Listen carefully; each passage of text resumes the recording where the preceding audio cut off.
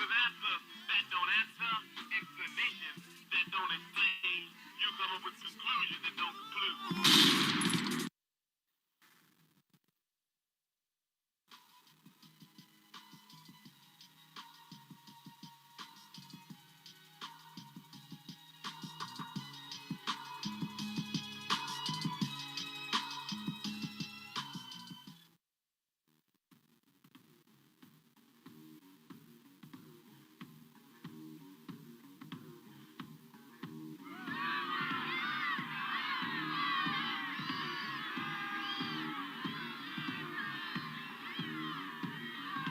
Time, we're talking about late 1960s, 67, 68, 69, Chicago was a hotbed of radicals. They were calling for some radical revolutionary changes in the United States. They were questioning capitalism. They were seeking to, in some instances, some organizations were seeking to dismantle capitalism. I think they're trying to get something started. Oh, yeah? I'm talking about SNCC and us and the Black Panther Party. Yeah. Is anyone listening to what I'm saying? Yeah, man. Because it sure looks to me like them niggas ain't playing. Them niggas ain't playing. Them niggas ain't playing. Them niggas ain't playing. Fred also started to coalesce with other radical organizations. If we said that we work with anybody and form coalition with anybody that has revolution on their mind.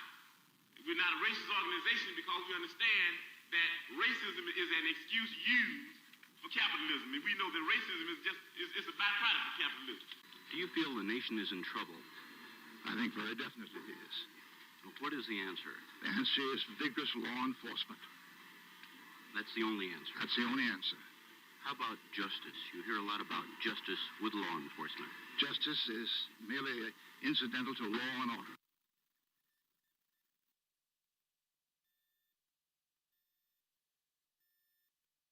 All of us need to do all that we can to stop this rising tide of fascism. Because if we don't, we'll be in a situation similar to that situation that the Jewish people were in a few years ago. As a matter of fact, it's so important for us that a person has to go through 6 weeks of our political education before he can consider himself a member of the party, able to even run down ideology for the party. Why? Because if they don't have an education, then they're nowhere. You dig what I'm saying? Oh yeah, each and every generation. Oh yeah, I say guns, pick up the guns, pick up the guns. Also remember that, again, this is not only the directive of the FBI preventing the rise of the Black Messiah. They fear charismatic leadership. He made so much of a contribution at an early age. It was an honor just to hear him speak, really. In a report made public in the summer of 1969, FBI Director Hoover declared the Black Panther Party the #1 threat to the internal security of the United States. My recruitment by the FBI was very efficient, very simple, really. I'd stolen a car and went joyriding over the state limit, and they had a potential case against me, and I was looking for an opportunity to work it off. And a couple of months later, that opportunity came when FBI agent Roy Mitchell asked me to go down to the local office of the Black Panther Party and try to gain membership. The Bureau directed field officers to, quote, formulate specific counterintelligence techniques to disrupt this nefarious activity, unquote. William O'Neill was more than an informant for the FBI. William O'Neill would be called an agent provocateur. He wanted to know the locations of weapons caches. He wanted to know if we had explosives. He needed to know who was staying at what locations, who spent the night where. His information didn't change so much as he requested more detail. And I knew why.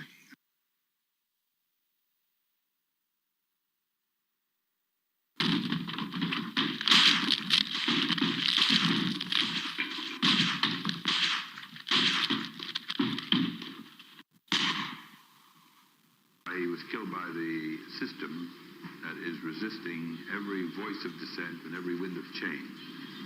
In great particular, the state's attorney, Edward Hanrahan, killed him. William O'Neill was the one that drew up Fred Hampton's apartment and pointed out the head of his bed. But to ensure, again, that Fred Hampton was there and available, William O'Neill spiked his Kool-Aid.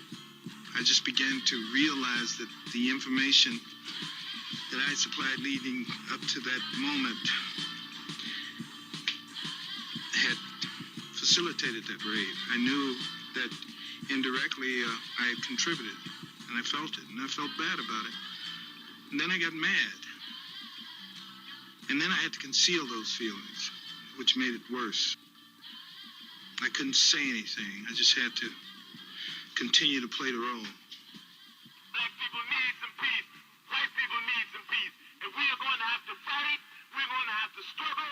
We're going to have to struggle relentlessly to bring about some peace, because the people that we're asking for peace, they're a bunch of megalomaniac warmongers, and they don't even understand what peace means. And we've got to fight them. We've got to struggle with them to make them understand what peace means.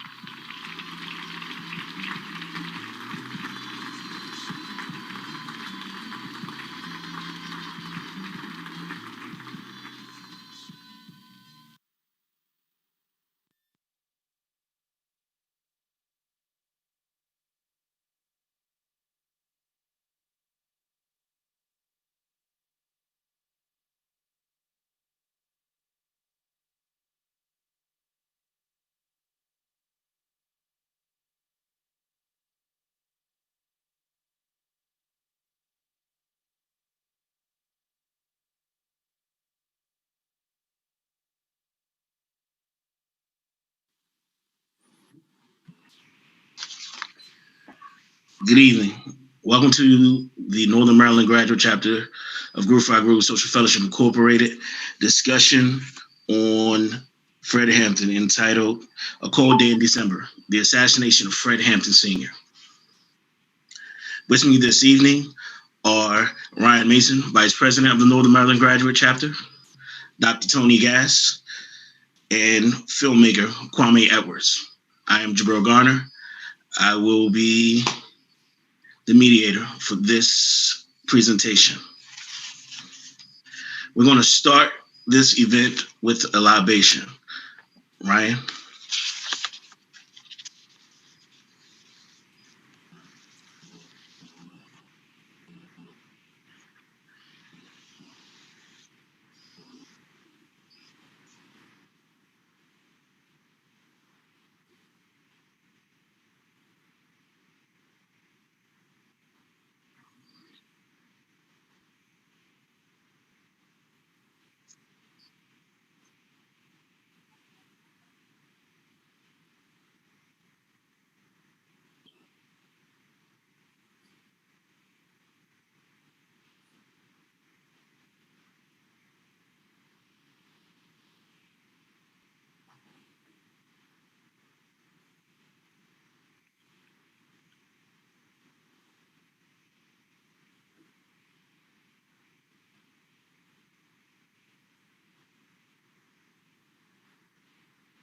Ashe.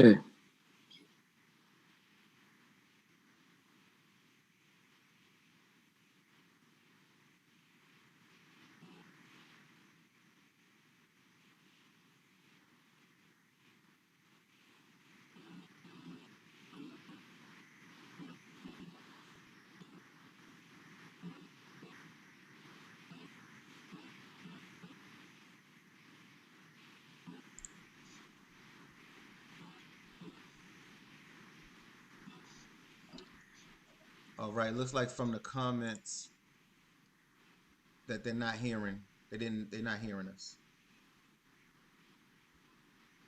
Give us just one moment. I'm refreshing the page. And JB, we might have to start back fresh. Okay. I know they could hear the lecture, but for me, that's still catching up. Mm-hmm.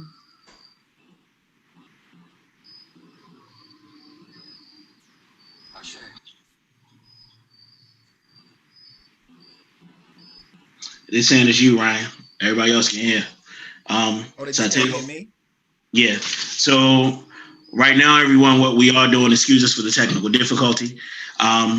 We are pouring libations in honor of the ancestors. So right now, what we're asking is for everyone to fill up the chat box with the names of those who have passed, be it a relative, someone that you admire, a role model, freedom fighter, however you see fit. And we're going to go ahead and just pull libations in honor of those that came before us that enabled us to be here where we are today. So the first one, in honor of the Creator, and we say, Ashe. Ashe. Pour libation. All right. Go ahead. I think they saying they can hear me now, so I'm gonna go ahead and try. If y'all can't, you good, bro? All right, cool. Pour libation to those directly in your bloodline. You want the energy of those ancestors with you. I'm gonna say Ashe. Ashe. Pour libation to those ancestors. We're gonna fill up the chat box, like JB said. I'll start with Marcus Messiah Garvey. We say Ashe. Ashe. I'll say El Haj Malik El Shabazz. Ashe. Ashe. I'll say Ida B. Wells Barnett. Ashe. Ashe. I say Sojourner Truth. Ashe. Reverend Emmett Till. Ashe. Ashe. Ashe. Ashe. Ashe. I say Fannie Lou Hamer. Ashe. Ashe. I say my great grandmother, Mary Victoria Carrington Spencer Crona. Ashe. Ashe. Ashe. And we pour libation to all those named and unnamed, and we say Ashe. Ashe. We pour libation to those locked down in the belly of the beast and political prisoners, and we say Ashe. Ashe. We pour libation to those who jumped from the ships in the Middle Passage, who thought death was better than bondage, and we say Ashe. Ashe. And as it was in the beginning, so shall it be in the end. And we say Ashe. Ashe. Ashe. Ashe. Ashe. Thank you, Ryan. Appreciate that. Kwame Edwards is an aesthetic engineer, sociology professor, and sneaker enthusiast from Washington, D.C. He is also the creative director of Chromatic Media, which specifically tells the story of the Western African diaspora. Kwame has lived, DJ'd, and taught in both China and Qatar. He has also guest lectured at universities in China, Cuba, and the United Kingdom. He was awarded the July 2019 Filmmaker of the Month by the Washington, D.C. Office of Cable, Television, Film, Media, and Entertainment for his feature-length documentary, 68. As of August 2020, he has completed a graduate certificate in documentary filmmaking from the George Washington University in Washington, D.C. Congratulations. Kwame became a member of Groove 5 Groove Social Fellowship Incorporated through the Bulldog 1 chapter at Bowie State University in the fall of 2007. He holds a Bachelor's of Science degree from Bowie State University and a Master's of Art degree from the University of Maryland, Baltimore County. Kwame Edwards. Dr. Tony Gass is an adjunct professor at Bowie State University, his alma mater. Dr. Gass received his PhD in history from Ohio State University in the May of 2014. He specialized in 20th century African-American, African diaspora history with a focus on the civil rights Black Power movement. Born in Washington, D.C. and raised in Prince George's County, Dr. Gass is an avid music enthusiast, traveler, and educator. He has traveled to the 48 continental United States, in addition to Ghana, Cuba, Dominican Republic, Jamaica, and Canada, on a quest to capture, document, and interpret the history of African peoples. He currently conducts a tour entitled Chocolate City Forever of U Street, Shaw Howard University, LeDroit Park area for Airbnb experiences. He has lectured at USAID, Blacks in Government, and Prince George's County Public Schools. Dr. Gass became a proud member of Groove 5 Groove Social Fellowship Incorporated on July 2005 through the Washington, D.C. chapter. I present to you Dr. Tony Gass. Thank you for joining us, gentlemen, on this occasion. Kyle, we're going to start with you right now. We already showed the movie. For those that are just logging in, we will show the movie again. Just go ahead and bear with us. So, Kyle, what was your motivation? What prompted you to create this movie, the documentary on Chairman Fred? So I'd like to say first, thank you to everybody who's tuning in, and with the forum, thanks for watching my work. And I appreciate y'all for having me on this forum and featuring something that I did. So what motivated me to even do the piece was, to be honest, I recently completed film school, and I wanted to do something that allowed me to talk about my own, one of my own individual heroes. Fred Hampton's story is something that isn't often, mentioned in popular textbooks. And honestly, I didn't even learn about him until I was in high school. And it was kind of an aside. My mother straight up told me, hey, you got to learn how to move, because if you move the wrong way, they'll kill you. And, what? And then she taught me about the story of Fred. So it was kind of one of those things where I didn't fully understand or fully unpack the history, but I knew once I had that, I didn't see too many documentaries made since the 1970s about him. And even that documentary focused, I feel like, more on the circumstances around his death than actually what got him assassinated. So I wanted to kind of do something short that could introduce people to the story and would get them motivated to learn more, not only about him, but other martyrs within the African diaspora. Thank you. Dr. Gass, can you give us a brief intro to who Fred Hampton Sr. was? Well, again, thank you for having me on this forum. Thank you to Kyle to have interviewed me around this. Of course, always a pleasure to talk about it.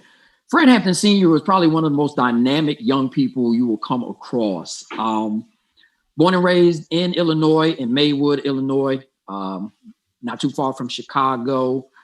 He was dynamic. He was, played sports, things of that nature. But what made Fred outstanding was he was also a member of the NAACP's Youth Council. And because of his charisma, because of his leadership skills, because of his organizational ability, he was able to gather a lot of young people. In fact, from what I understand, the chapter was about 500 strong, which is significant for a youth council. So very dynamic. And if you watch documentaries like Eyes on the Prize, and particularly the episode Nation of Laws that talks about his assassination, Fred's charisma almost jumps off the screen. Mm-hmm. I mean, it's very visible. Dynamic speaker, very charismatic, very magnetic personality, very intelligent, mm-hmm. obviously. Very, we also have to remember Fred was young. Fred was only 21 years old when he was assassinated. He's very young. But Fred, who became the chair of the Illinois chapter of the Black Panther Party, which of course based in Chicago, but included the state, was one of those people that was groomed for leadership. Almost, it was almost inevitable that he would reach the top leadership of the Black Panther Party because of those skills, because of that magnetism, because of that charisma.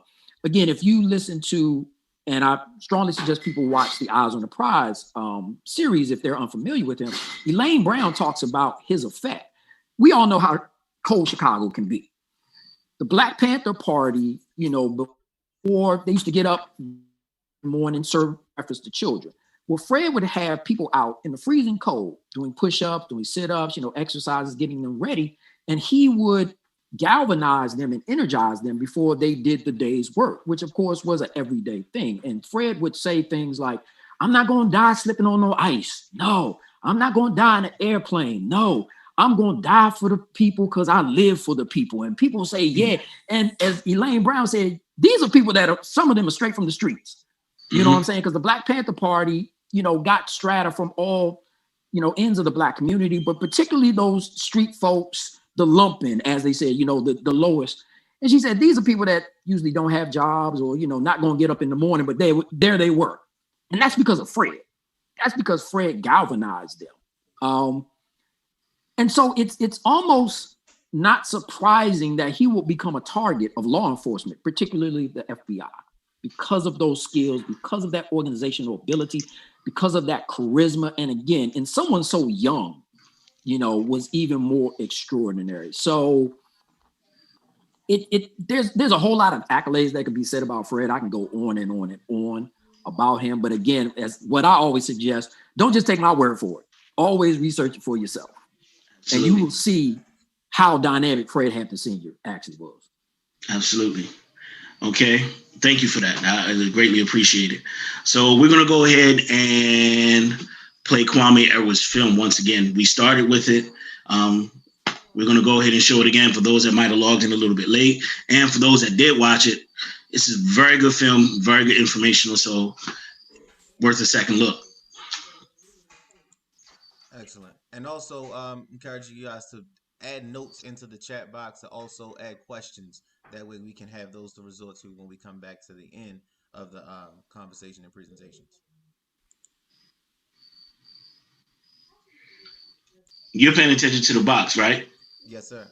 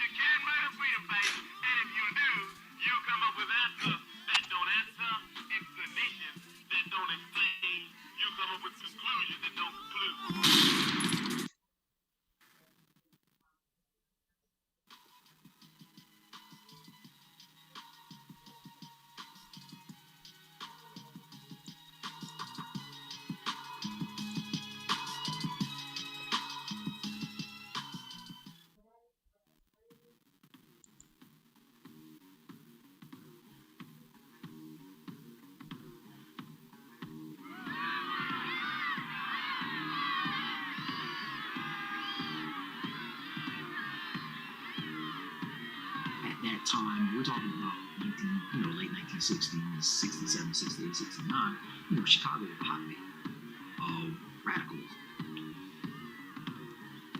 For some radical revolutionary changes in the United States, they were questioning capitalism. They were seeking to, in some instances, some organizations were seeking to dismantle capitalism. I think they're trying to get something started. Oh, yeah? I'm talking about SNCC and us and the Black Panther Party. Yeah. Is anyone listening to what I'm saying? Yeah, man. Because it sure looks to me like them niggas ain't playing. Them niggas ain't playing. Them niggas ain't playing. Them niggas ain't playing. Fred also started to coalesce with other radical organizations. If we said that we would work with anybody and form coalition with anybody that has revolution on their mind. We're not a racist organization because we understand that racism is an excuse used for capitalism. And we know that racism is a byproduct of capitalism. Do you feel the nation is in trouble? I think very definitely it is. Well, what is the answer? The answer is vigorous law enforcement. That's the only answer. That's the only answer. How about justice? You hear a lot about justice with law enforcement. Justice is merely incidental to law and order.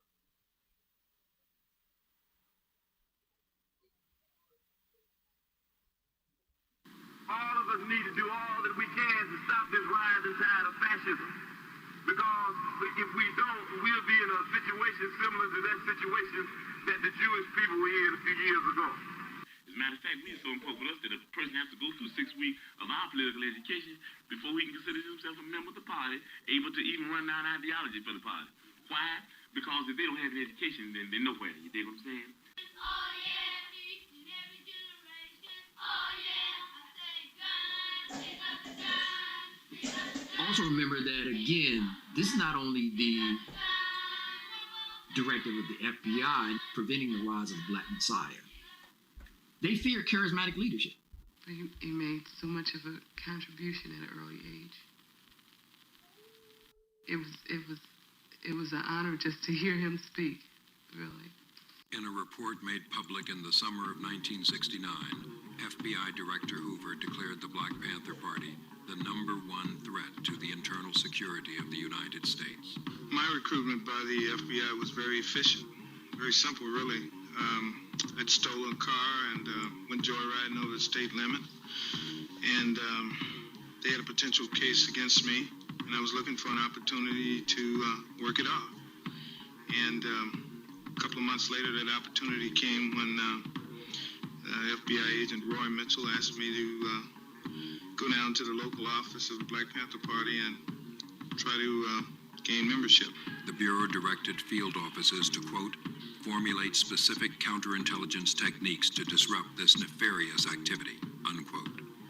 William O'Neill was more than an informant for the FBI. William O'Neill would be called an agent provocateur. He wanted to know the locations of weapons caches. He wanted to know if we had explosives.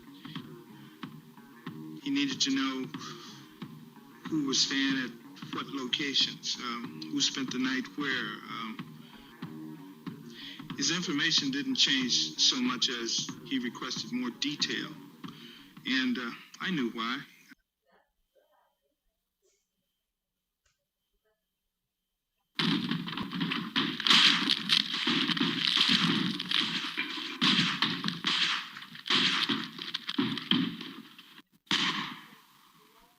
He was killed by the system that is resisting every voice of dissent and every wind of change. In great particular, the state's attorney, Edward Hanrahan, killed him. William O'Neill was the one that drew up Fred Hampton's apartment and pointed out the head of his bed. But to ensure, again, that Fred Hampton was there and available, William O'Neill spiked his Kool-Aid. I just began to realize that the information that I supplied leading up to that moment had facilitated that raid. I knew that indirectly I had contributed, and I felt it, and I felt bad about it. And then I got mad.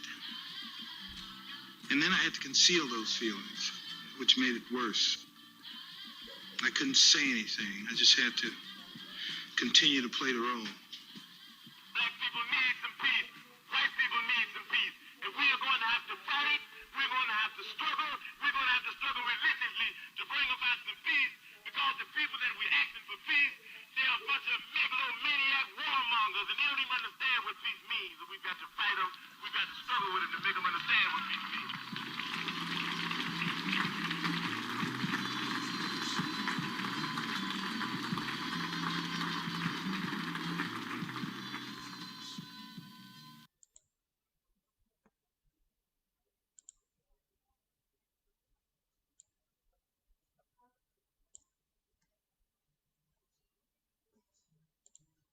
All right, welcome back. Welcome back. All righty. Thank you for that. First and foremost, before we begin the discussion phase, I see that you guys are putting questions in the comment section. By all means, keep them coming. We do have a brief discussion phase. We're going to try to keep it brief. This is a good subject to discuss. And the one thing I know about Dr. Gass, he's the other one known as Jabril tonight, is that he's a wealth of knowledge on this subject. So definitely keep your questions coming. We're going to try to get to them all. If not, then we may just have to do something else similar to this. So thank you for your feedback, everyone, thus far. All right. So we're going to start with you, Dr. Gass. Can you give us an introduction? And I know it's difficult to do briefly, but a synopsis of who the Black Panther Party for Self-Defense was. Sure. And again, it's not easy, but I would try to do so, or at least up until Fred's assassination, December 4th of 1969. Of course, Black Panther Party, the most well-known organization during the Black Power era, which is usually from 1965 the year of Malcolm's assassination, 1975. Founded by Bobby Seale, Huey P. Newton, two cats from Oakland who were going to Merritt College, educating themselves, and decided that they were going to do something about the rampant police brutality in Oakland. So they decided to form the Black Panther Party, which was originally called the Black Panther Party for Self-Defense. And there was a reason for that. They were not the first Black Panther Party. The original Black Panther Party in form was an organization called the Lowndes County Freedom Organization, which was based in Lowndes County, Alabama. Their official name was Lowndes County Freedom Organization, but because they use a Black Panther as their symbol, some people called them the Black Panther Party. And that was formed, early in 1965, 1966. People forget, Bobby and Huey were Southern boys.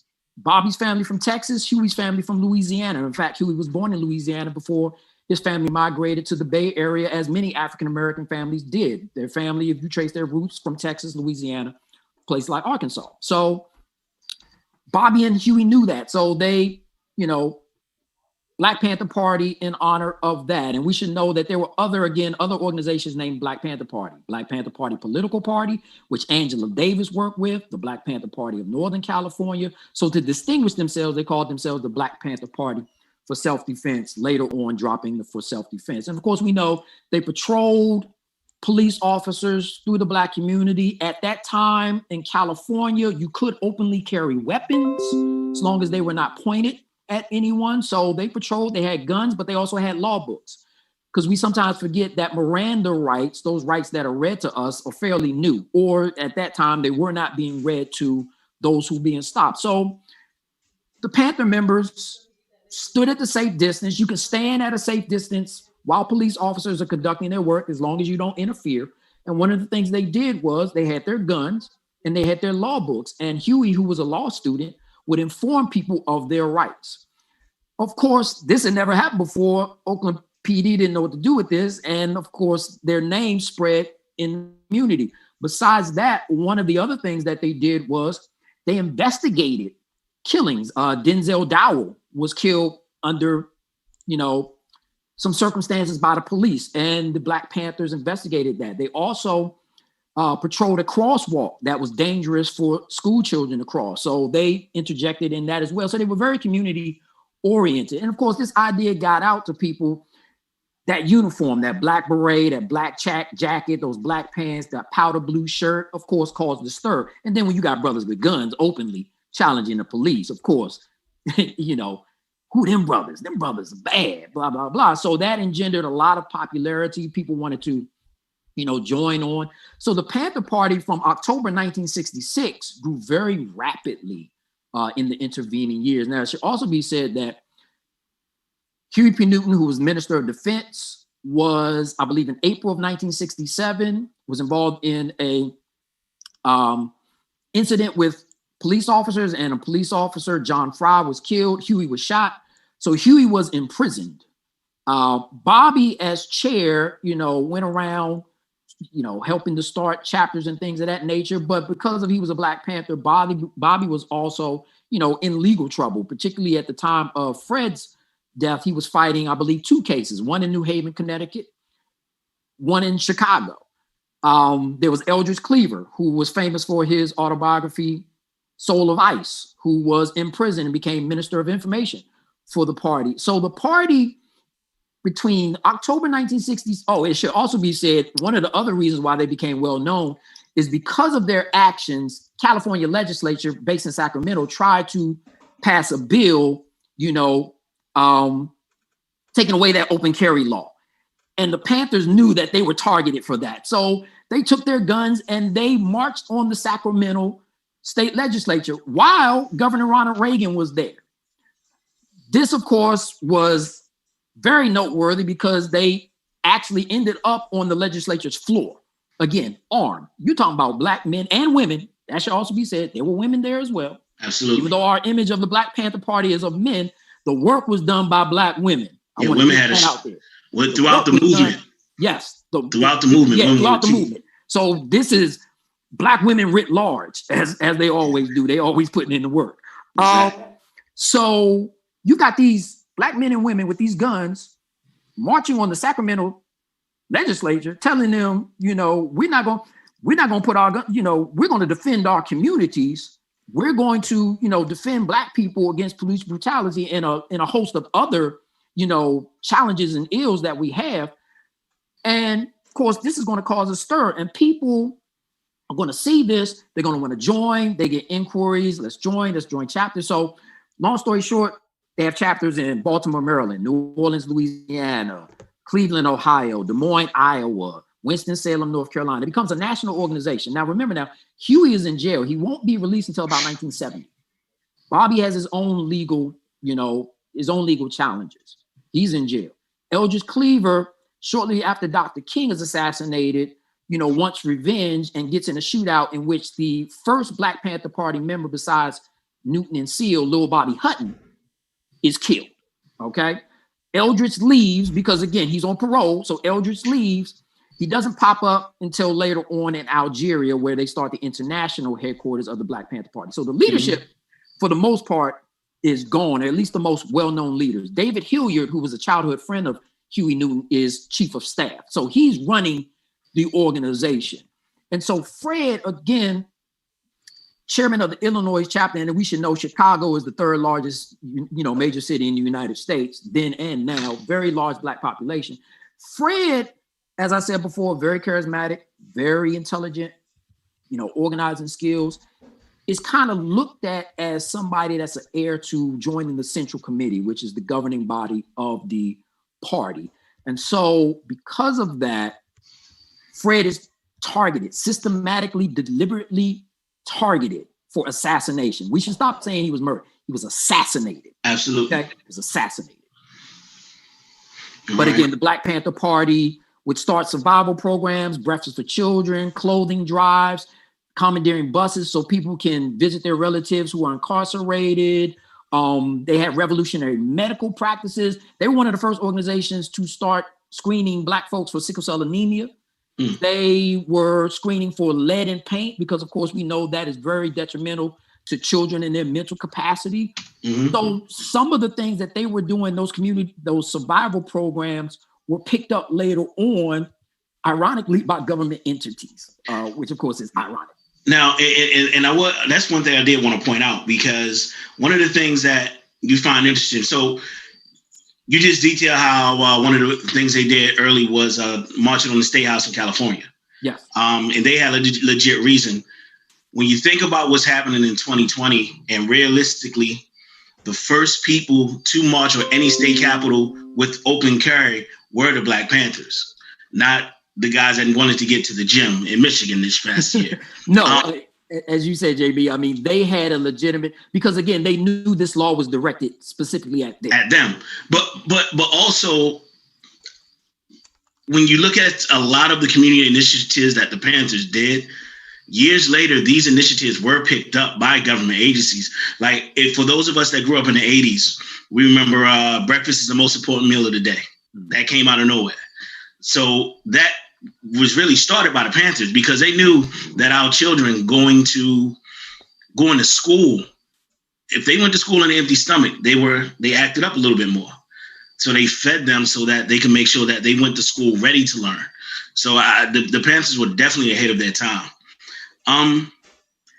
Kwame, in your research, can you detail a little bit of the Illinois or the Chicago chapter of the Black Panther Party and Chairman Fred and some of the things that they did in the community there? Yeah, so what the Black Panther Party and specifically in Illinois, what they were doing was they were carrying on a lot of the national programs, again, like the Head Start program, feeding the breakfast, feeding the children. They were also organizing around the idea of setting up institutions within the community, i.e. credit unions in the community, in terms of not to perpetuate capitalism, but to instill a sense of community buy-in so that people within the community could be able to utilize and continue to cycle on their own resources without having to have that dollar circulate through white banks in order to perpetuate not only their own ideas, but then also building the community. They were very community-centered, and they looked at things in the nature of building bonds across ethnic lines that weren't just as simple as, all right, we're Black people doing for Black people, but what happens is, being led by Fred, Fred had a more globalized mindset of oppressed people. And what he was looking to do was unifying all oppressed people in revolt, if you will, against those who, were in power. So you look at like the Rainbow Coalition, we attribute that idea and that name to Reverend Jesse Jackson, but in actuality, it was Fred Hampton who was the one who started that. Working with the Young Lords, working with Students for a Democratic Society, working with other organizations that did unify around their own ethnic entities, but then he recognized, he was engaged, as he said, completely in the international proletariat struggle. And for those people who are completely unaware of what that means, is you have in Adam West on The Wealth of Nations, you have the idea of the bourgeoisie being the owners of capital, not bougie niggas, but the bourgeoisie, and then the proletariat, right? And the proletariat is actually all the middle class people who really think that they're part of and identifying with those who own the means of production. So you have those who own the means of production and keep laws in place and oppress the individuals, right? And then you have the aggregate of us who are the proletariat. And Fred understood that the proletariat was not a racial thing. However, as he even said, capitalism is used to justify racism, right? Racism is a tool of capitalism. Absolutely. So what he was doing was crossing, ethnic lines, neighborhood lines. He was as Dr. Gass alluded to earlier, he was working with specifically like street organizations and street gangs, to unify them and I would say, stimulate their minds in a way that was, people always talk about radicalizing people, but realistically, by giving people information and letting them choose a better path than what they were already on, it's not radicalizing them, but it's giving people information and allowing them to make the best decisions for their own sustainability. So the Panthers were integral in that idea of, all oppressed people unified, specifically in Chicago, all oppressed people unified together to fight their oppressors. Fred literally said, at one point during some of the footage that I found of him, he said, if we don't come together, the Gestapo will take over. And you think about like I live in Washington, D.C., and we literally had federal agents on the street for 3 months, completely unidentified, walking the streets and, enforcing what was essentially martial law at the president's behest, because Washington, D.C. is effectively a colony in the United States. But that notion of, not understanding your rights, not understanding the laws, and then not understanding the grander scheme of those who have the power and what they will do with power. Power concedes nothing, right, unless it must. So that's what the Panthers were working on, to force the hand of those who have power, basically so that they could, have an equitable life in this society. Right. If I can add real quick. Go ahead, Tony. Go ahead, Dr. Gass. That's also what made Fred dangerous, not only because he was doing leadership, but because of his politicization. People don't understand that Chicago, is a gang capital. You're talking about specifically the Black Pea Stone Nation, which was also known as the Black Stone Rangers, led by Jeff Fort. This organization had thousands of members, okay?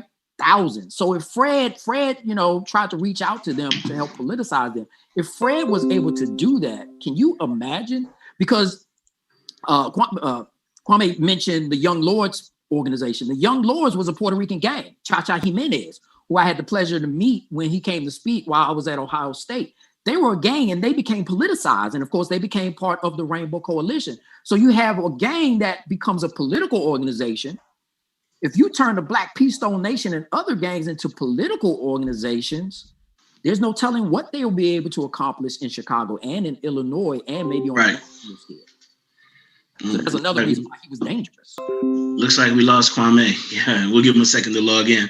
But that was actually the point that I was going to, because that was one of the reasons they foresaw Chairman Fred as such a threat. He he really was galvanizing the underprivileged and the working class in Chicago and Illinois to, I guess you could say, fight fascism, fight capitalism, the structure that was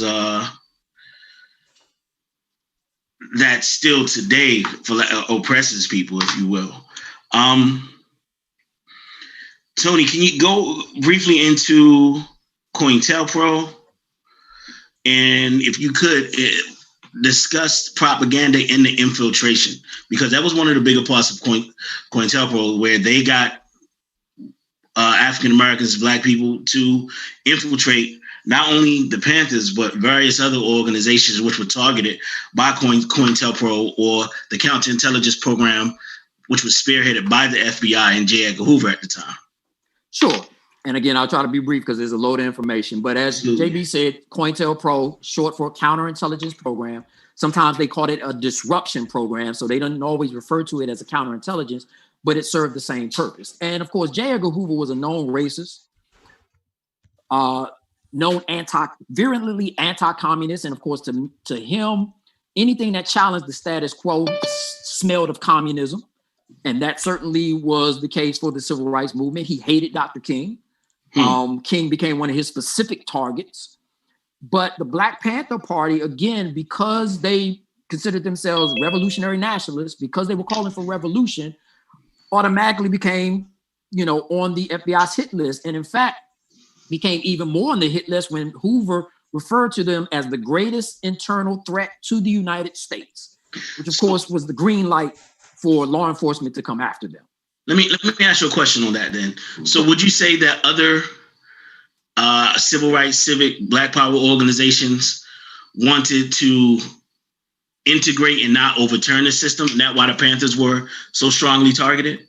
Well, you have to understand, again, Hoover saw any organization, whether it was the NAACP, whether it was the Urban League, whether it was the Panther Party, whether it was the US organization, whether it was, the Revolutionary Black Workers, he saw all of them as a threat to the status quo. So it didn't matter, what orientation you had, whether, again, as the NAACP, you saw integration, or whether it was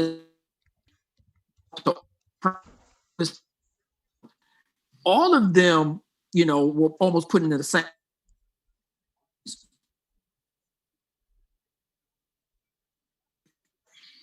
King and King, was still for many people of nonviolence, of reform, of things of that nature. Counterintelligence programs against Dr. King. One of them, he was actually sent a letter telling him to commit suicide. His affairs and things of that nature. So in some instances, it mattered. Just as long as you check status quo in the United States, you were going to be on their hit list. All right. So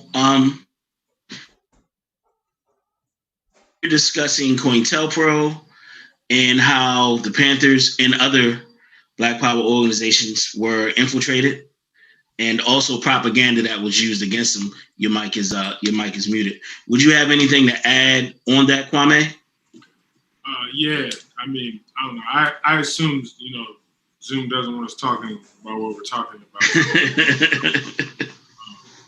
And I don't know what you mentioned, so I don't want to.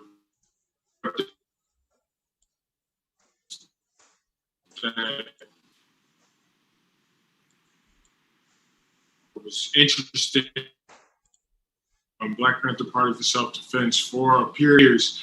That all it was doing was encouraging them to get themselves set up, so then they could actually recruit more people to then infiltrate the organization. I'm not sure if you all are familiar with the film A Night Catches All, with Anthony Mackie. That's a film that obviously it's fiction, but it demonstrates some of the propaganda pieces. And if you're able to go to, I guess, when museums are open for public consumption once more, like going to the National African American Museum of History and Culture, you can, in Washington, D.C., you can also see some of those propaganda efforts that were launched. It seemed like it was coming from the Panthers, but the one thing is the Panthers never preached violence. Right? Dismantling your oppressor, you can do systemically. And their biggest thing that they talked about was building up your own community. If you have a strong community, if you all look out for each other, you can forsake the aggregate and you can still win the war at the end of the day, because realistically, you're trying to shirk off your oppressor, which means that you don't need a reliance upon that oppressor. Right. And that's cool. And anything else in the other organizations that came in, Dr. Gass was talking about the SCLC, talking about the NAACP, talking about SNCC. And yes, Hoover literally came after every organization that wasn't upholding the status quo of whiteness. All right. But simultaneously, the Black Panthers were more dangerous because they were not looking for a piece of the pie. They were trying to bake their own. Right. And alluding to the violent point, there's a big difference between violence and self-defense. Very big difference. Let me also, JB, if I can just. Yes, sir. Infiltration. One of the things, again, I told you the Black Panther Party grew very rapidly. And if you watch a documentary called Black Panthers, Vanguard of the Revolution by Stanley Nelson, William Calhoun says, and Kathleen Cleaver, who was communications secretary, also made mention of this, because they grew so fast, there really wasn't a system in place to screen people. Right. People coming in, they didn't say, they didn't do background checks. They didn't They didn't do fraternal organizations where you had to go through a process. You know what I'm saying? You had to go through a process to enter. In Illinois, you did, though. Fred actually did make But then they had political education for new members regardless. They did, but again, you're not checking people's background. Right. Checking whether, you're not checking, or at least on a wide scale, let's say that. At least not on a wide scale. And there was no internet. Yeah. And again, sometimes chapters also different from each other. You know what I'm saying? Some chapters would do things that other chapters may not have been doing. Remember, this is a national organization. Right. And even though, the Central Committee set policy, many of the main Central Committee members are either in jail or in exile.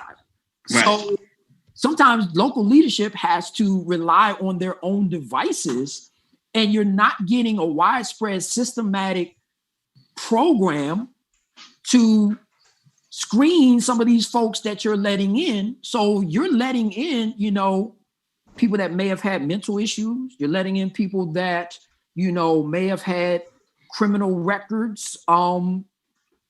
People with bad intentions. George Sams, who, was involved in the killing of Alex Rackley in New Haven, Connecticut, raped people. Eldridge Cleaver was a rapist. That's what he was in prison for.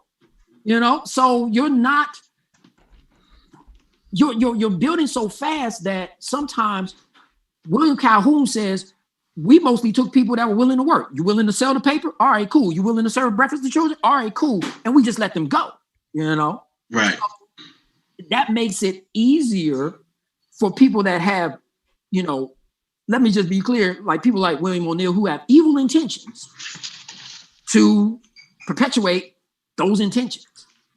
Right. Absolutely. Thank you for that. I believe, Dr. Gass, you made mention of it, and definitely Kyle, Kwame, feel free to add your input. The Black Messiah.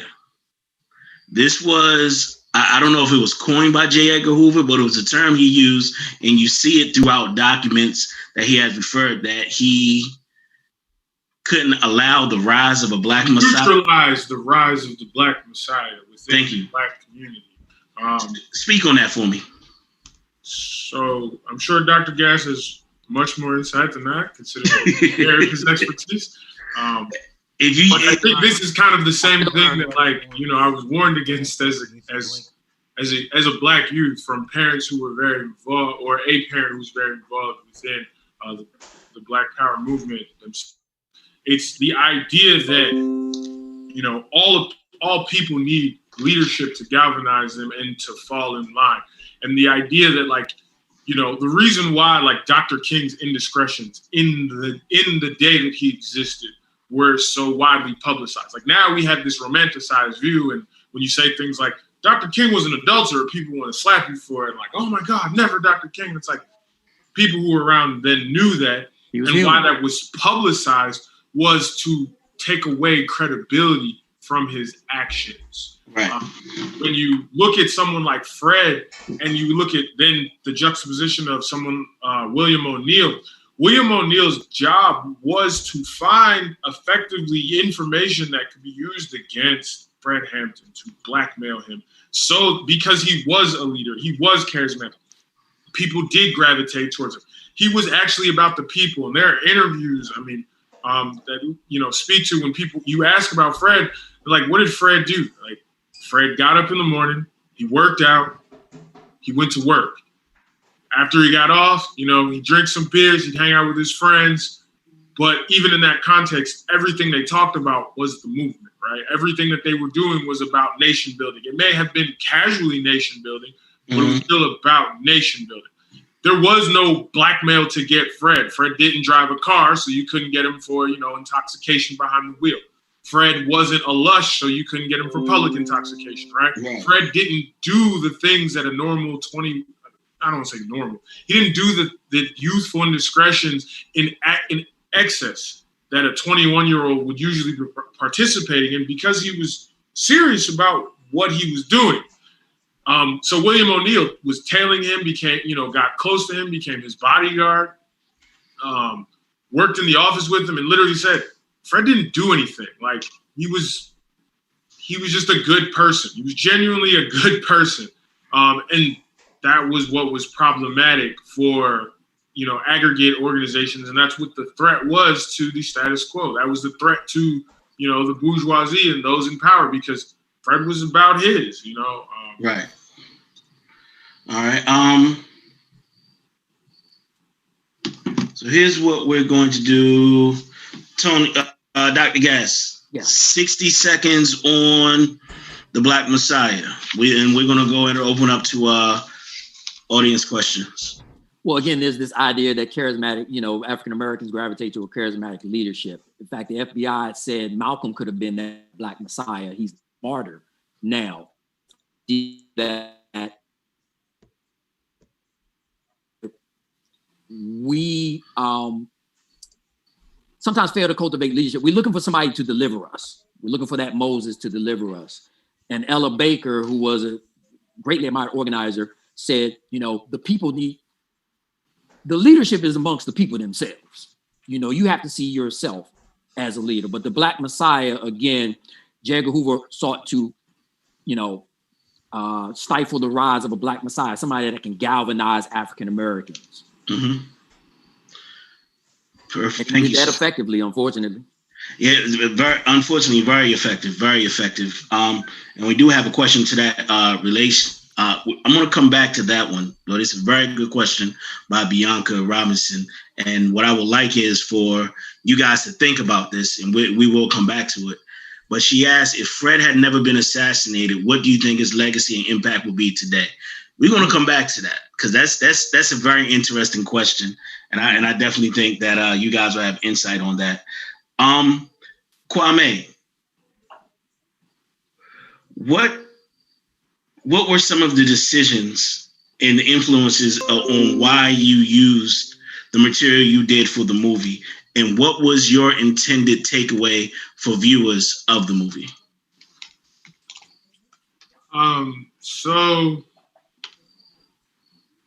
The version of the film you saw was a version that was constructed, you know, within certain parameters for initially a class project, and then some other footage was added into it, some other music was added into it. Go beyond those parameters. I had to make a 5-minute film, and I've never been good at sticking within time limits. So y'all have to mute me, feel free to. But within that in itself, you know, I wanted to make sure I told a complete story, but also once I had put something together, and, you know, again, so lucky I know Dr. Gass, because he the plug. When he's in the Black Power, he the plug. Yeah, we sat for, I mean, there's a reason why in the groove where we call him Memorex, right? We sat for, I think when I texted him, I was like, yeah, I'm just gonna ask you some questions. I've got like 10 questions. It shouldn't take more than like 30 minutes of your time. I think we were together for 3 hours? Over an hour. I had like 3 hours worth of footage because the other thing is like I'd ask him a question.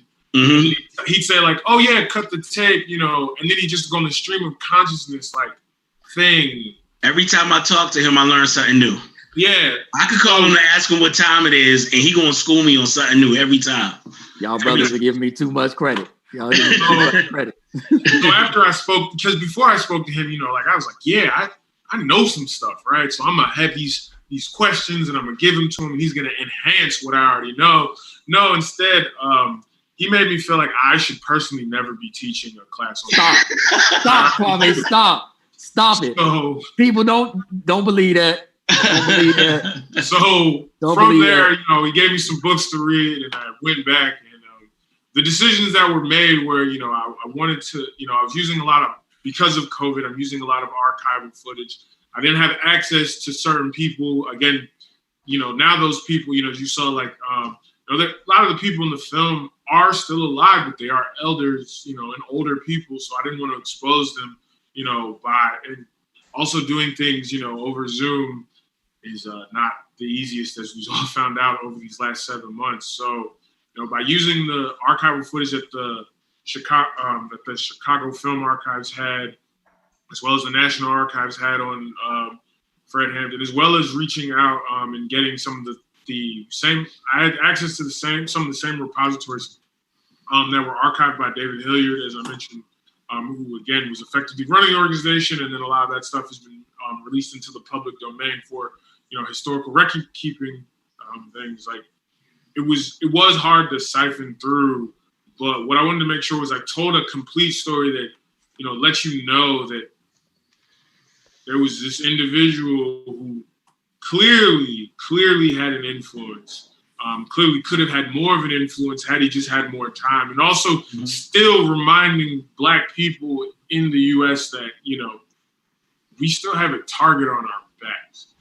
And I wanted, and the music choices I made were specifically aimed at connecting what happened to the present. All of the music I used was from the present. All of the music I used, if you're familiar with those songs and the lyrics, then you kind of know, using somebody, using Chicago, like a Chicago artist, who produced the track.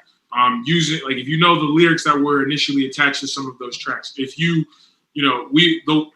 almost feel like Black society stopped for 15 minutes when Donald Glover dropped "This Is America," and it's not that we all stopped and paused because Donald Glover gave us something that we all didn't feel before. He just wrapped it up so neatly in 3.5 minutes. Right. So from that standpoint, I wanted to make sure that people understood that, yes, this is something that happened in the past, but don't believe that it could not and does not continue to happen, and that we are systematically not undercut by the aggregate society. Cool. Sankofa. Say that again? I said we got to remember Sankofa, the principles of Sankofa, definitely. Absolutely. Look back, we'll look forward. Real quick, Alvin Pendel asked for Tony, Dr. Gass's information. Al, get with me and I'll make sure that I'll connect you with Dr. Gass. Not a problem. I'm going through what I'm doing is some of the questions were covered already, so I definitely don't want to duplicate some of the questions. The Rainbow Coalition. Can you give us a brief synopsis of Fred founding the Rainbow Coalition? Because that was even new to me. When I think of the Rainbow Coalition, I think of Jesse Jackson saying "Keep Hope Alive." See, that was one of the books, man. Tony got me reading. He was like, because I knew Fred worked with other organizations, but coinage. And Tony gave me 2 books to read, and then it was specifically mentioned. So I'm gonna let him talk about it. Working with Cha-Cha Jimenez and all that. Yeah, again, the Rainbow Coalition, as Kwame gave us earlier, the Panther Party was one of their contentions with cultural nationalist organizations like us was their alliances with particularly whites and other people of color. Now we know the Civil Rights Black Power movement also inspired other groups to, inspire other groups to get their liberation movement together, or at least revitalize it, or whatever the case may be. So Fred, specifically, the first two organizations that were part of the Rainbow Coalition were, again, the Young Lords Organization, which is different from the Young Lords Party in New York, even though the Young Lords Party in New York started as the New York chapter of the Young Lords Organization. They later broke off. But Cha-Cha Jimenez, again, turned this gang into a political organization. And also the Young Patriots Party, which was a white Appalachian party. People don't, remember that the Appalachians run, all the way to the north. And so there were many Appalachian whites that were in Chicago that, were also working around their particular issues. So Fred, joined on with them.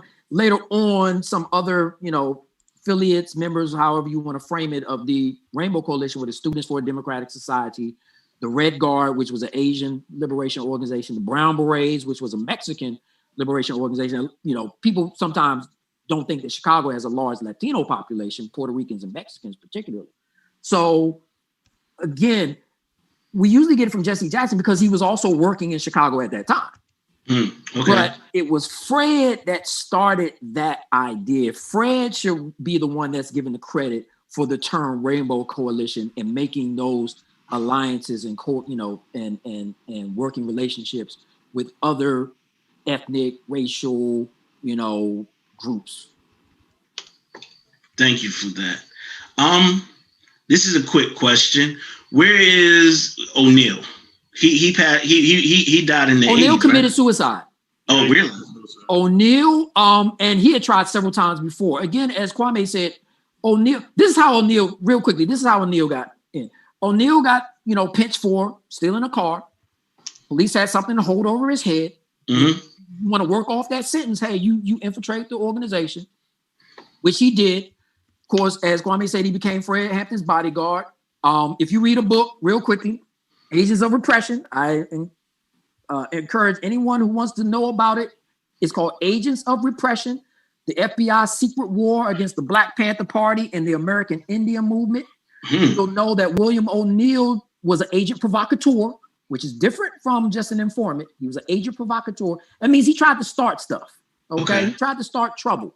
He tried to intentionally get people hemmed up, whether that was with charges or whether that was, in this case, killed. He's the one that drew the map of the apartment that showed Fred's bedroom. Right. Where Fred lay his head. But one of the things he also did to ensure that Fred was there, he spiked Fred's Kool-Aid. Right. Because Fred was in the middle of talking to his mother, dipped off. Never woke up that whole night. That's how much he was spiked. Well, William O'Neal, again, after this, for whatever reason, started feeling guilty about what he had done. And let's also make note of this. O'Neal went on to further go to other chapters and infiltrate them as well. So this was not the only one that he infiltrated. This is not the end of his career. Conscience started getting to him, and he made several attempts. His final attempt, I believe, he threw himself in front of a moving car. Oh, wow. And he committed suicide. It's a way to go. So real quick, JB, while you looking through the questions for the next one, good. I put in there to if you have any text that you're reading, to drop those titles in there. Also, is a question of just what type of text would you, and also just what are you reading in general. Jamila Jones is given lots of love, lots of text. Shocker. Yeah, shock. No, again, I got books. I got a Panther library.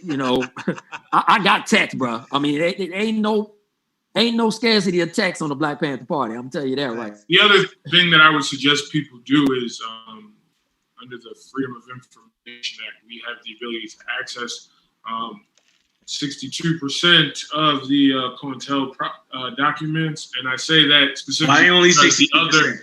The other percentage of them have been blotted out. Still making sure they ain't literally everything. Yeah, it's blotted out. I've seen those pages, and you'll hold up one page, and it'll be like 2 words, and everything else is blacked out. Yeah, that's. So what happens is what you can't usually do is find out the names of the agents, their locations in which they were working. But what you can do is find out their tactics that were used. You can find out who they were targeting. They always leave in who they were targeting. What aims. As long some you'll also notice, like, if you start reading a lot of those texts too, like, especially, and then you know, combine that with other texts, other research that you do, you know, when people end up dying and things, when people end up set up. When you look at, like, the Black Liberation Army was completely dismantled. When you look at the Operation Move, like somebody mentioned, Rumia, like, you look at all these different things, and these were systematic targets that were not only functions of the federal government, but don't forget, it's the FBI would then utilize local law enforcement to enact their reign of terror. And the thing is, the local law enforcement records oftentimes, so if you have something you want to find and you can't find in the FBI documents, most of the time you can find in the archives of the local law enforcement. So in my case, again, thanks to Dr. Gass pointing some of that out to me, you know, I was able to find documents from the district attorney's office within Cook County, i.e. the city of Chicago. And that's how you're able to find out that it was, you know, the Cook County DA who sent in his sheriffs. It wasn't the Chicago police, which is the misconception, say, in who murdered Fred, who assassinated Fred. It was the sheriffs from the district attorney's office. And that also reminds people then when they talk about, like, local elections matter, you need to pay attention to who these local officials are, because if they're willing to work with these corrupt national officials, then this is how these things perpetuate and continue. Okay. So that's what I'm saying. Like, all of this isn't just as simple as this happened. It's happening. Right. It's still current and consistent. It's just a little bit more covert, a lot more covert. Dr. Gass, why was the Panther Party dissolved in '82? And what role does Angela Davis play today? Ooh, that's a good question. There are a couple of forces off the top of my head. One, again, Huey is out at this time. You can't dismiss the political repression.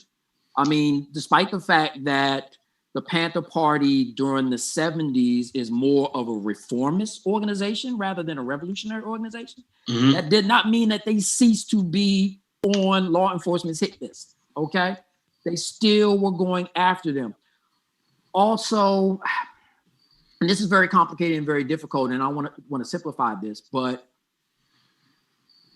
some of it was, you know, Huey Newton's leadership or lack thereof.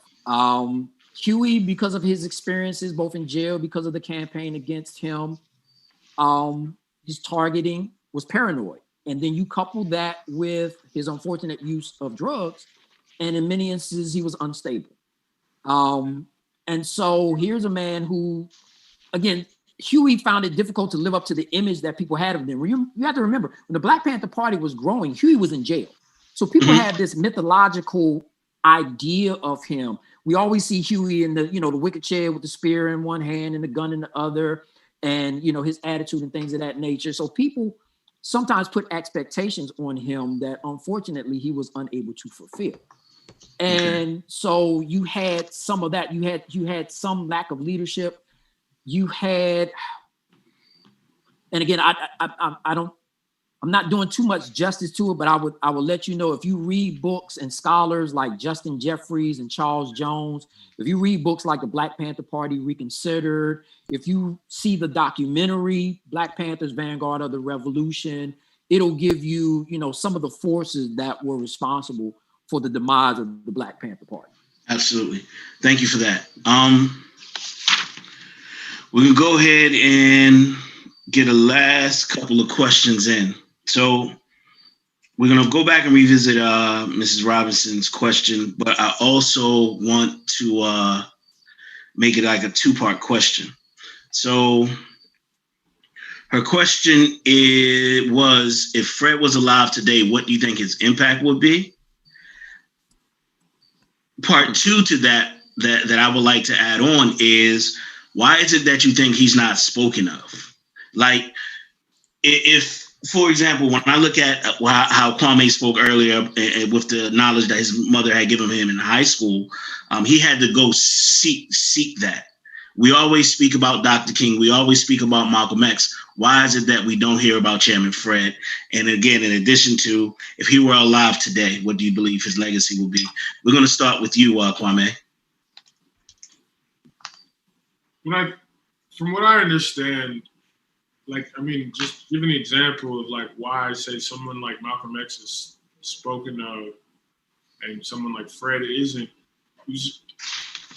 From my understanding, and you all can correct me if I'm wrong, but I don't remember this time before, there was a large portion of time where Malcolm X wasn't deified in the way that we have deified him in 2020. Certainly not. And I would say, Spike Lee's film about Malcolm X is what kind of elevated him into popular culture amongst, like, there were Black people who always spoke of Malcolm X in a positive way. But I mean, like, that of, like, his autobiography became a bestseller after Spike Lee's film. Right. Like, it was just a book before. It's now a bestseller after the film because people then go and revisit to then see where Spike Lee's referencing material, because some of it didn't seem plausible, especially the people who said, oh, I knew Malcolm, but you only knew him through the mosque, or, I knew Malcolm and you only knew him through the mosque and you were part of the NOI your whole life, so the mosque you knew him through wasn't necessarily the most positive context, right? Right. So Fred, I'm saying that to say, like, why maybe Fred isn't deified, right? And I got that. So the movie that's coming out, and that's what I was going to allude to, right? So there's the film coming out that Ryan Coogler and Lakeith Stanfield, is it? It's Lakeith Stanfield's playing. He's playing William O'Neill. And oh wow, okay. Daniel Kaluuya playing Fred Hampton, and maybe that will help elevate him into the consciousness of the aggregate society. So maybe there will be less comparisons of the Malcolm and the Martin, but you also have to remember, there's literally a photograph, right, of Malcolm and Martin shaking hands. We have no idea what that conversation was about. Neither of them spoke of what they spoke about in that room, but we do know they left that room with peace, right? So then, and also you have to think about the consciousness of Americans, right? And then you look at Black America. Black America is a reflection of the aggregate society of America. And we look at everything in a dichotomous fashion. Either you are this or you are that. And unfortunately, without a room for nuance and interpretation, you lose the fact that Martin Luther King, say, was economically just as radical as someone like Fred Hampton. Very much so. You lose the fact that Malcolm wasn't as militant as people like to pretend he was. He just happened to be part of an organization which preached militarism more than the organization that Dr. King was a part of. So I would push back on that real quick, Kwame. I would say one of the reasons that Malcolm had to leave the nation was because they weren't as revolutionary as he wanted them to be. That is true. You have to remember now, Elijah Muhammad at that time in the Nation of Islam, Elijah Muhammad and them were very rich and powerful. So when Malcolm tried to initiate protests against segregation in places like New York and stuff, he was told to stand down. Yeah. Remember when Ronald Stokes got killed in the Los Angeles mob in 1962, Malcolm wanted to go to war. Elijah Muhammad said no. Yeah, that's when he put a gag order on him, right? Yeah, Elijah said no, because Malcolm wanted the nation's actions to gel with their rhetoric. Right. And when push came to shove, unfortunately, as much as we may love the Nation of Islam, sometimes the Nation of Islam was a very conservative organization. Facts. Very conservative organization. And so Malcolm, one of the reasons why he had to leave and form Muslim Mosque Incorporated, and then, of course, the Organization of Afro-American Unity, was because the nation wasn't radical enough. In fact, the nation would accuse him after he left, during the period, they would accuse him of injecting radicalism into the nation. So while we got you, Dr. Gass, if Fred were alive today, and I know that's a big if. It's an ahistorical question. It's a big if, it's a hypothetical. But I would say, as Kwame, Fred, very serious brother. Things of that nature, but he was about to work. He was a very serious brother. So I would imagine, and again, this is my speculation, I would imagine that, as I said, Fred was kind of being groomed for national leadership. Whether that was in the Black Panther Party or whether that was in another entity, that's up in the air. But I think Fred, again, if you check as Kwame showed you, as other documentaries have showed you, Fred had that charisma. Fred had that it. I mean, Fred, and plus he had the organizational skills. So it wasn't just that he was a great speaker. You have to remember he was a great organizer. You know, Right. he had those organizational skills. So well read, well traveled. yes, I mean, so very well read. Again, 21 years old. We always have to remember that this brother was 21 years old. So I think Fred would have moved into a higher national position. Again, whether that was in the Black Panther Party, you know, who's to say? But I mean, unfortunately, we need to know a lot more than Fred. We need to know Ella Baker. We need to know Fannie Lou Hamer. We need to know Charles Evers. We need to know some people, because I teach students, and one of the questions that I asked them at the beginning of the class, I said, who is one historical African American you would like to know more about? And a number of people said, I like to know about everybody. You know what I'm saying? So I'm gonna say this then, Dr. Gas. Just stay tuned, because don't worry, like we've already established, you the plug. So we might have to do a couple more of these, brother. I got a list of folks. You know I got a list. We gonna build. All right, Miss China Pollard asks. Hey, that's my sister. So. She says, I've heard older generations, and it's funny you say that, because I want you to answer this question, Kwame. I've heard older generations argue that the current movement does not have any prominent leaders like Fred or organization like the Panthers had, which makes it less effective. I'm glad you made that face, Ryan, because you and Kwame being right around 30, me and Dr. Gas are over 40. You know what I'm saying? So I want y'all two to focus on this question. Well, what are your thoughts? Is the current struggle, the current movement, less effective than the movement of the 60s because it doesn't have prominent leaders? Let me say this, and my quick opinion on it. We really won't know how effective this movement is until years down the line. Yeah. The reason we look at the Panthers movement as highly effective is because we're able to study it and see the effectiveness of it. You know what I'm saying? And we also can see COINTELPRO wasn't known back then. COINTELPRO, correct me if I'm wrong, Dr. Gas, wasn't found out until the mid 70s or 80s when they broke into a FBI headquarters or field office rather in Pennsylvania somewhere. Yeah. Right? Correct. So the COINTELPRO came to light because of someone doing something illegal. So that's why we're able to tell. But from a today's standpoint, what we're seeing here in 2020, in your opinion, Ryan, in your opinion, Kwame, is it effective? Will we look back at this movement in any fashion similar to that of the 60s and 70s? I mean, the way, as in history, you don't, like, there's basically a moratorium on, like, quote unquote, looking at something as history until you've got a period of 20 years to separate yourself from looking at it. The one thing that I always tell people, and to quote the 44th president of the United States, and also to quote many other people who have said this over and over and over again, is we're the ones we've been waiting for, right?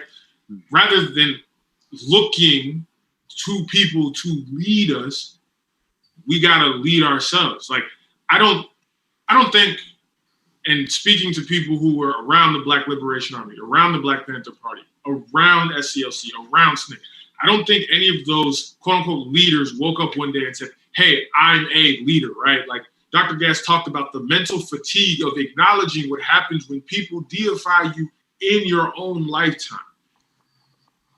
Huey Newton, yes, earned his PhD. He also picked up a crazy drug habit, trying to balance that within his mind, right? So I don't think today anything is less or more successful. I think times have shifted. And also the landscape of what we're dealing with is more complex, in my opinion. Because the same way we have I hear people, like, especially my elders, say, you have information at your fingertips at all times. And they say that, because of this, you are always equipped and armed to fight battles that we weren't able to fight. We're also able to receive wrong information faster than we ever were before, right? It's hard. It's a lot easier to post a blog than it is to publish a book. It's a lot easier to get on Facebook Live or whatever live and spout wrong information. It's very easy for someone to grow a platform promising to build a school for young Black boys for the past decade and then not deliver on that promise, but continue to collect funds. It's a lot easier to spread dissent amongst the people because people aren't doing something your way specifically, rather than looking at the strides that they have gained for us as an aggregate. So I say to say, yes, we are ever more connected. We are ever more involved. We are ever more at the moment or at the whim of the moment to either inaction or action. Simultaneously, we're also battling more things than we have ever been battling in terms of in the mainstream and in the forefront. And again, your oppressor does that, like they effectively in these United States, and you can extract this to an aggregate around the world for people of African descent in the Western context, but specifically in these United States, what it is, the clear thing is that we know who our enemies are. We know the systems that oppress us. We know what keeps us down. The problem is, it's that the arena keeps changing. The goalpost keeps getting moved further and further back. So whatever progress we think we're making, right? Like there was a point in time which we've got 4 Black men right now spouting knowledge, giving it to the world. We've all well educated, right? You know, prominent within our individual communities. That would have meant something if we back this up a decade, right? Just the fact that we all have bachelor's degrees would have meant something a decade. But now having a bachelor's degree is the equivalent of getting out of middle school. Having a master's degree is the equivalent of graduating high school. Having a PhD still means that there's a chance that you won't even really be welcomed into the aggregate academy and be able to do research and to study problems. And then what happens with that information? Oftentimes academics, you know, Dr. Gass and I can speak to this at length, get siphoned into these spaces where we're literally teaching classes for money versus doing research that actually feeds into the progress of the communities in which we come from, which is not true if, again, you back it up 10 years. All we have to do is go back 10 years when I was an undergrad and the landscape of the world was different. You back it up 20 years and the landscape of the world was entirely different. We are engaged in a proletariat struggle, and the bourgeoisie keeps getting smaller and smaller, but they are amassing more and more control, more and more wealth, more and more institutions are bowing to their whim. We even have more monopolies in this country than we did in the 1930s, but they look at it and say, well, no, we broke up the monopolies. But then we had people come into power and elected people come into power and lobbies right into laws that then allowed them to re-solidify that power rather than having one individual holding it named John Rockefeller or one person named Vanderbilt. Now it's corporate conglomerates, which are still owned by individuals and managed by smaller groups of individuals. But the thing is, more of those upper echelon are amassing that wealth and keeping it amongst themselves. So, and then giving us more tools of distraction as we move forward. It's very easy to turn on the Netflix and tune out, right? It's very easy to distract yourself with things like, you know, riding bikes and shit, right? So that was a direct shot at myself. I say all of this to say, like, it's not as simple because the world isn't as simple and the parameters that we're existing within aren't as simple. So will they look back and say that this is less successful? I mean, they might, but we're also living in an era of accountability, right? We teach children consent now, which means we'll have less Eldridge Cleavers. And by that, I mean less rapists in the world. We'll have more men who won't participate actively in toxic masculinity, right? And we'll check other men on the things that they are doing behind closed doors. You know, so I look at all of this to say, like, you know, maybe it's not as glitzy and glamoury as the Black Panthers were, right? It's not as cool because we're not all wearing matching shirts with berets and we got guns. But now we actually know our gun rights. We're actually registered firearm holders within our states, right? We actually have passports and understand that the U.S. isn't the best fucking place in the world. And we have, well, up until, you know, COVID happened, we had the ability to get out. Now Trump messed that up by handle it. Now passports aren't working. Canada won't even let us in.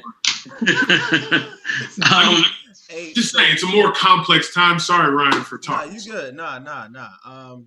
So just building off of it, I ain't gonna hold it on a long time, but definitely it's more complex, but I want to push on. It's also more connected, in a sense that we're able to know the struggles that are going on in Africa in a more direct way and support. So there's some brothers organizing something happening in DC coming up soon. I will post those facts into the Facebook group and follow up with this, because we want to definitely make sure that we are using this opportunity and these opportunities not just to be distracted, but for us to strengthen those community ties.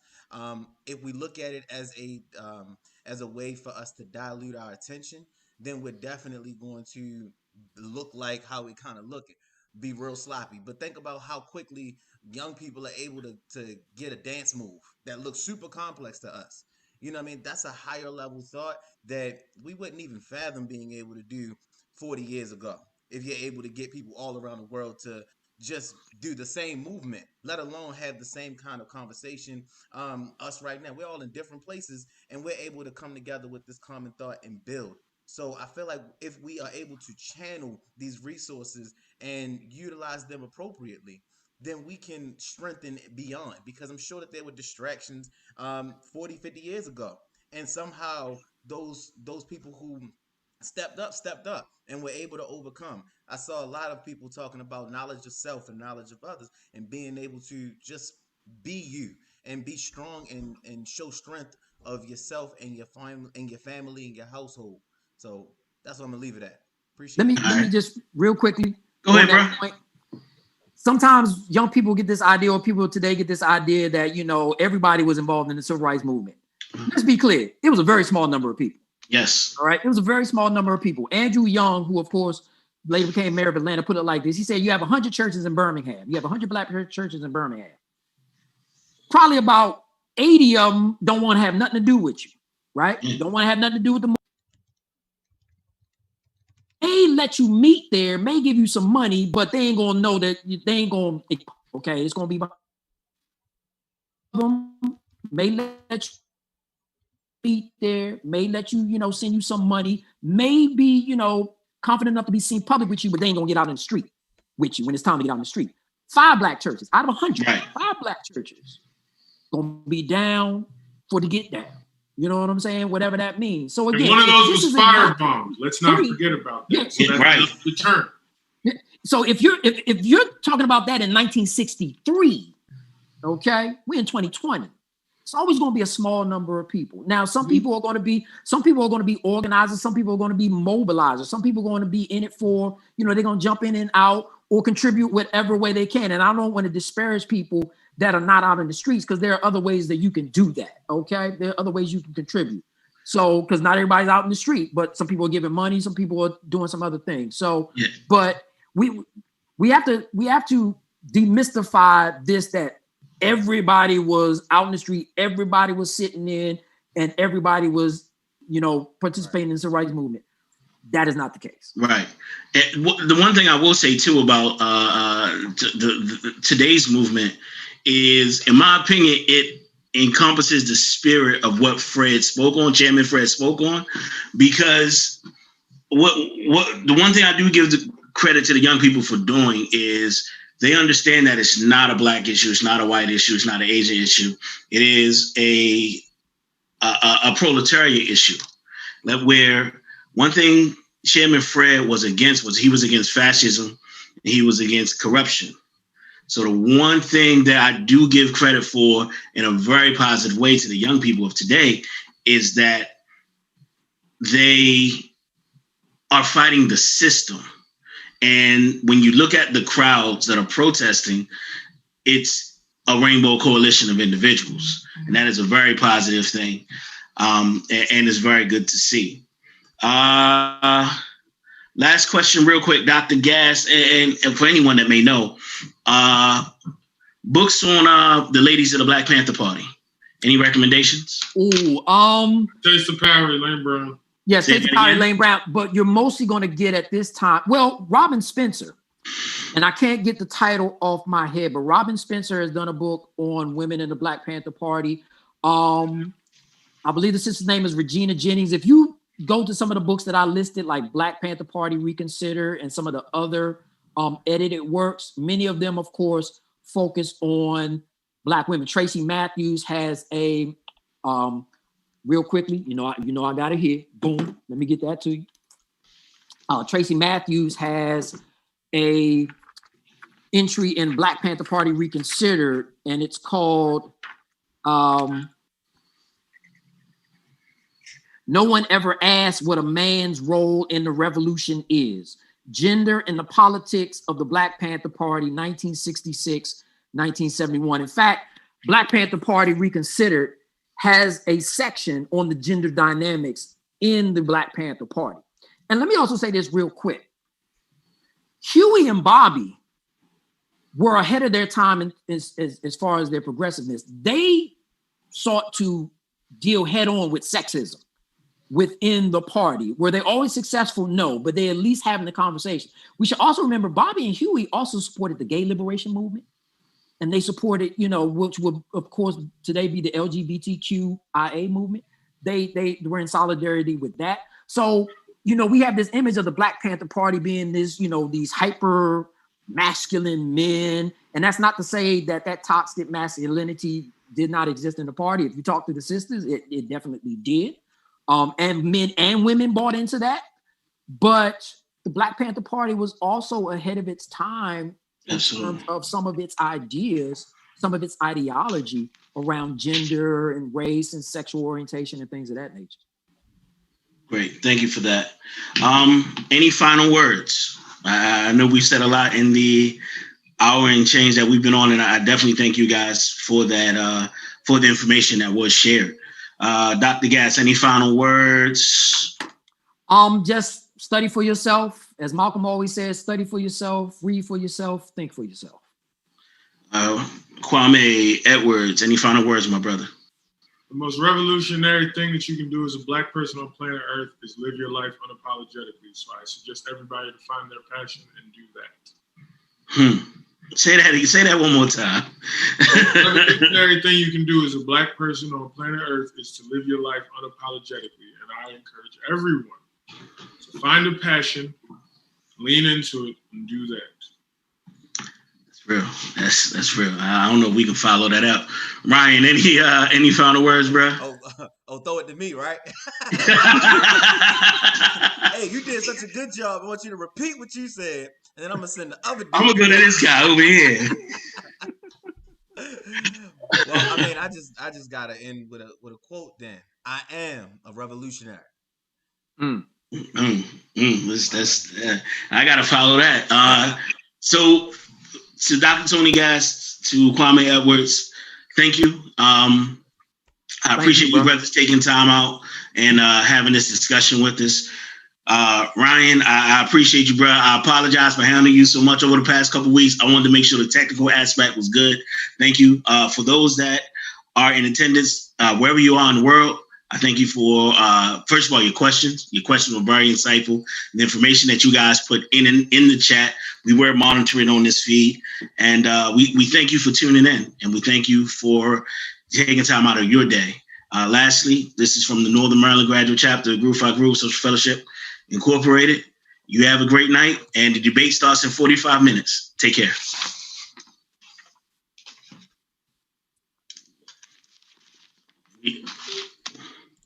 Off. Stream finished. All right, bet.